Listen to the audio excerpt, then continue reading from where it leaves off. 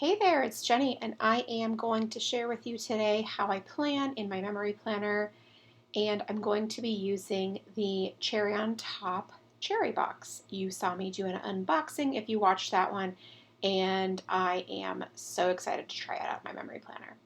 I have printed my photos. I use the Canon selfie printer, and I use the Pick Frame app to create the collages, and then I simply cut them apart using my paper trimmer. They end up being approximately 1.5 inches wide by 2 inches tall. They would be 1.5 by 2 if these were true 4 by 6s, but you know they're digital prints, so they are not. So they're a little bit smaller than that. But I like this size for this size paper. When I was using 2 by 3 photos, they just felt too big with as many photos as I have. I end up usually having more than I a lot of photos is basically what I'm getting at. So I have a lot of things that I'd like to include each week so far. And so I just need to use slightly smaller photos if I'm going to use this size planner, which is approximately 7 by 9, and the vertical section of the Cocoa Daisy planner. I'm spreading the photos out on the days that they occur. All of them are going to go on those particular days except for one. The selfie of myself is not going on the day that it happened because it doesn't have any correlation to anything that happened that day. Like, it's not important that it's on that day. So I'm able to spread it out and make better use of my space since I do have so many photos. Like for Wednesday, I had 3 I wanted to include if I put the selfie on there. So I just moved it over to Tuesday and it worked out fine since there were now photos on Tuesday and Wednesday. Now I'm going to go ahead and date the week as this is an undated planner, and right off the bat I put the wrong date on Monday, and I realized it thankfully right away before I added any more dates, so at least I only screwed up one thing. I just used some correction tape to cover that up, and honestly it really wasn't a big deal. It stamped fine on top of the correction tape, so no harm there. So I'll just go ahead and add the rest of the dates throughout the week. I really wanted to keep that section simple. I wanted to be able to color coordinate, so that's why these stamps were from my stash were the ones that I decided to use. I also decided to stamp first before I adhered those photos down because I knew that I needed a certain amount of room for the stamps and I didn't really want to cover the dates, and so it was important to me to make sure that those were visible, so the photos come second because there are so many photos. Again, it was Mother's Day this week, so there's that. There's also just a lot going on, and it doesn't really feel like it. I think if you looked at my planner, you wouldn't see that many activities, but I really do take a lot of photos. I really do capture a lot of what's going on in our day-to-day lives, and so that's why I have so many photos. So I am overlapping a few of them this week. Like for example, here on Wednesday, the photo of the night sky. The night sky portion of it isn't important necessarily, so I am covering a part of it with that little graphic from Instagram recording 1 million deaths in the United States from COVID. Again, this isn't whether or not you agree that there are 1 million deaths, it's that I'm marking that milestone in my memory planner since I have been marking the COVID milestones for over the past 2 years. So it felt important to include that screenshot. Now I'm going to move this down because I decided that I want to add a little bit of decoration up at the top. So I just peeled it up and pulled it down. It works out great. The adhesive long term is very sticky, but in the short term, like when I've just put it down, I do have some flexibility in moving it around. Now this is the pad of paper that's included in the cherry box, and I am just taking out a sheet for each color of the rainbow. So I'm looking for a reddish, orange, yellow, green, blue, and purple, and pink. And then I'm going to use the little rainbow metal die and cut those out using my die cut machine. So I'm just cutting strips of 3 1/4 inches off of each of these colors. The die is about 3 inches square. I mean, not exactly, but roundabout. And so then that way I can just cut those repeatedly, like so I'm doing all the cutting and then I'll do all the die cutting, and those colors are just so cute. Now this is an old Fun Stampers Journey die cut machine. I used to work for Fun Stampers Journey. And so I have this machine. It's very, very similar to the Spellbinders. I think maybe the Grand Caliber.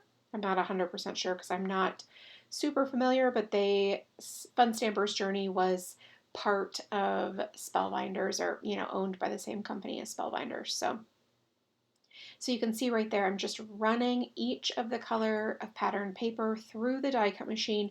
This is sped way up so you don't have to watch me do this for each color. And I'm just cutting the rainbow out of each of the colors so that I can use the different colored strips on this particular layout. It's so fun and easy, and I'm just really impressed by how well this die is cutting out. I haven't used a Sizzix die like this in what feels like forever. So it's really quite fun, actually. I'm enjoying this process. I do love using the metal dies, and let me explain to you why. I like them because you can use a variety of materials, but I also just really like not doing things on my phone or on my computer when I can. So an analog die cut machine like this that is just completely powered by me is definitely welcome. All right, so you can see I pulled out one to make the little rainbows. So each pass through makes three little um, horseshoe shapes, I guess. And so I pulled the biggest one out of the dark pink, then the middle one out of the orange, the yellow, and so on and so forth. And then I've created two of those up at the top. Now I could have switched the placement of them, and maybe in the end we'll think, it could look better. But this is where I had room. This is where it all kind of is laying down. Had I not adhered those photos, I might have been able to find something that's more pleasant. But in the end, I do like the way that the layout turned out. Is it my favorite? Probably not. But I don't know that every week has to be your favorite either. So that kind of defeats the purpose, am I right? But I did have a lot of fun with these rainbows, and I am excited to use these for different projects in the future. And I was kind of thinking these might be really fun for cards as well. So I'm just using my favorite clear glue to adhere these down. It's a pretty small surface area of the paper, so I don't want to use the ATG gun. Sometimes it ends up just getting stuck and whatever. So the clear glue is wonderful. When I'm very sparse, I don't want to say sparse, but when I'm not overly heavy-handed, the paper doesn't warp or anything like that. It's pretty great. All right, so now I'm going to repeatedly stamp this little half sun down at the bottom to create sort of a border, if you will, down there. This was the first time I used this one. There was like a weird little air bubble in it or something, but whatever. I covered up the photo with the sticky note to create a little mask because I wanted that stamp to sit right up next to it, but I did not want to get the ink on the photo. And same thing over on the left-hand side of the page. So I just used the little sticky note, and then I'm able to toss that out. And I absolutely love that little border of suns. So cute. I'll definitely have to try that again. All right, now I'm going to start writing the activities, and I'm going to keep with the overall theme of the Rainbow Week. So for example, Monday I would have written with red if I had an activity that I was going to write with, but I don't, so I'm starting with orange. And then this week I'm just trying something new of using little lines to make the activities stand out. But in between these two, I'm going to stamp the cute little cloud. I love the little swirls. They feel like waves in the cloud. Anyway, I'm using the orange VersaFine Clair.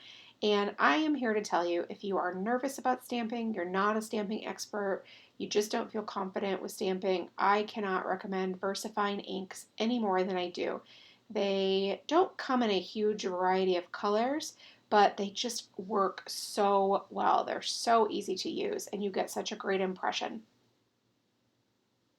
Now I am still just going to continue writing, and then I am going to use a label sticker from my stash as well for one of the activities because there's not a ton of room, and so I need to overlap something, and in this case it was the rainbow, but any old label sticker will do, and I'm sure most of us have label stickers from something, even if it's from planner sticker books or 12 by 12 sticker sheets from scrapbook stickers, whatever. There are label stickers nearly everywhere. So I am doing the same thing with the lines just to show a little bit of a break in the activities right there.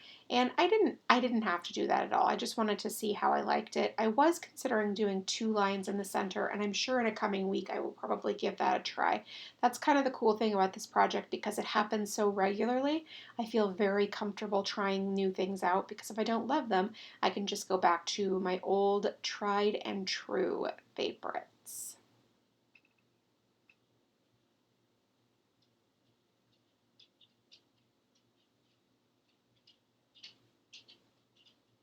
I love how cheerful this week it feels just with the addition of the rainbows and the great colors. It just really feels like there's a lot of good energy here, and that feels really nice.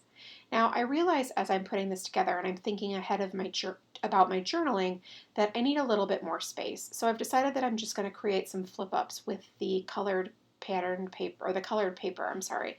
So I pulled up the photo, adhered it to the paper, trimmed it down on 2 sides because one of the sides was already right by the edge. And then I'm just going to score it, fold it in half, and then cut off the excess. And that just creates a little flip up so that I can add some extra journaling underneath the photo right there. So I'm using the pink that would correspond with Sunday. And then for Saturday, I'll use the purple. And then I'll do the same thing. Adhere the photo towards the bottom, cut off one of the sides, do a little tiny bit of scoring, and then cut the excess off right there. And then I can adhere it down on the back. And then I have a little flip up with some extra room to journal about these particular photos. In a week like this where there's just so much going on, there's a lot of stories behind these photos, I wanted to make sure that I had that. Also, because I have this really cute cloud stamp, I decided that I would use it as a little tab to hold down the photo flip ups. I don't need to, and I don't even always do it. I just thought, well, it might be a really cute way to use the cloud stamp again because it's fun. So I'm going to stamp it once in pink and once in purple using both the VersaFine Clair ink pads. And then I will use my Sidekick, which I have seriously had this thing for so long, literally probably 15 years, and cut out with the little cloud die the cute little shapes. So adorable. I'm going to use washi tape to hold the die in place. Lots of people do this in lots of different ways, and there's really not one like, oh my gosh, you must do it this way. I just use whatever is handy. I'm a very lazy crafter. If it's not within arm's reach, I'm probably not going to use it, and I have a roll of washi tape right here, so I'm using it. All right, so I'm cutting those out, and they are perfect. Look how cute that is. It's just a pink little cloud. And then I will do the exact same thing again with the purple cloud.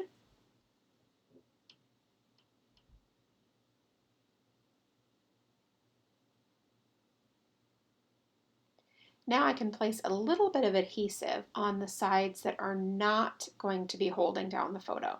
The sides that are going to be holding down the photo, you don't want adhesive there, so you can slip the photo underneath the little cloud tab, if you will.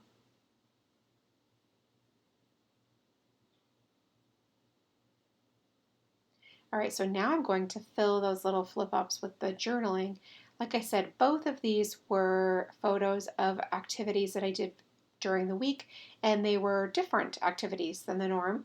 One was for Mother's Day, and then one was another fun activity that I did with some family. And so, without the explanation, it's not just obvious from looking at the photo, or maybe it is right now. Like, obviously, I would remember that, but maybe 6 or 7 years from now, I won't remember exactly what that is. So, it will be nice to have that explanation for these particular photos. So, I'm just doing that on the inside of those flip ups right there. It's just such a good way to add a little bit of extra space without adding any additional clutter or anything like that. Just using the back of where I would with a photo. Now there is still more journaling that I'd like to include on this layout. So this week I'm going to try something different. Because this planner, the Cocoa Daisy planner, already has a dot grid on the paper, I'm just going to try creating lines using my tiny ruler and my pencil. and then I'll erase those lines when I'm finished writing. I'm not going to fill this entire blank space. I want to leave a little bit of room for my eye to rest. And now that I've filled in the information about those 2 photos already, I don't have as much as I need to say. So I'll do it again down here at the bottom, just fill in a little bit more about this photo down here. And then I will be finished with the journaling.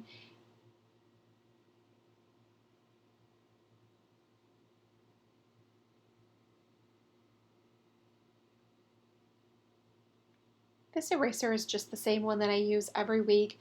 It works well, it gets rid of the little pencil marks, and I just am finding that I really am loving going back to using a pencil for a lot of my different projects because it's easy to do. Now, I just purchased these Sharpie S Note highlighters. They're so cute. I'm going to link up the package that I got below. A few of my mild liners were running out. I needed to replace them. And also, I just really love how many colors there are in these S Notes, so I thought I would give them a try. And so far, so good. This week, I'm using them to color in those dates. And then when I'm finished, that's it. Thanks so much for stopping by and watching. I really do appreciate it. If you have any questions, please leave them in the comment box below, and I'll do my very best to get back to you. Thank you so much, and make it a great day.